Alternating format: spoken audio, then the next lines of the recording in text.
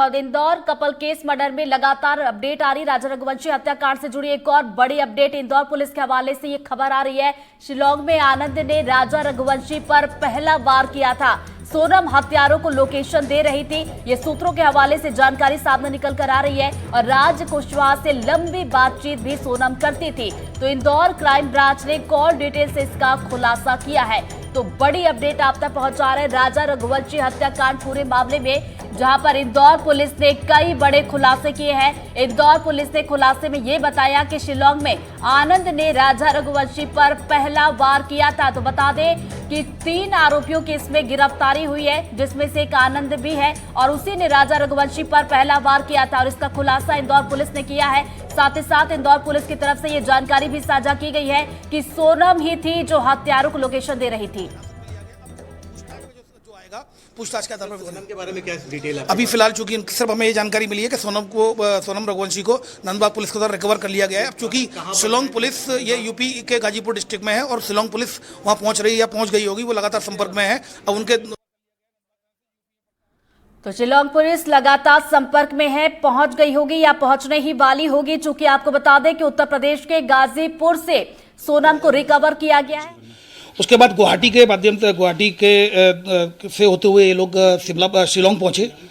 शिलांग पहुंचने के बाद फिर ये लगातार अपनी फैमिली के कन्वर्सेशन में थे, लगातार कांटेक्ट में थे फैमिली के। फिर उसके बाद 23 को अंतिम बार कन्वर्सेशन हुआ था मदर इन लॉ से और उसके बाद फिर उनका संपर्क टूट गया था। उसके बाद परिजन चिंतित हुए। उन्होंने पुलिस कमिश्नर इंदौर से संतोष सिंह सर से संपर्क किया गया। Police commissioner Santosh Singh sir के द्वारा DCP crime branch Shri Rajesh Tripathi sir को इस काम के लिए लगाया गया।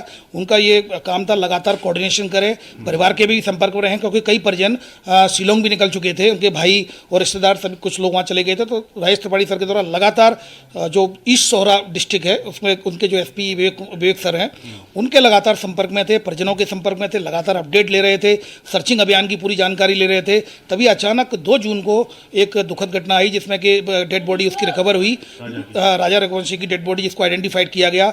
जब ये डेड बॉडी रिकवर हुई तब ये काफ़ी ज़्यादा सेंसिटिविटी इसकी बढ़ी, लगातार सघन अभियान और तेज से चलाया गया।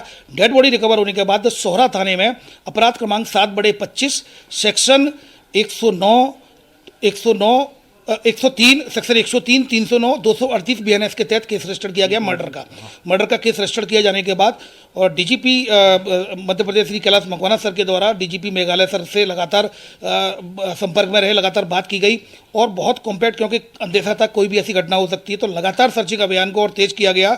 तभी ऐसी खबर आई शिलांग पुलिस के द्वारा कि एक यूपी के गाजीपुर।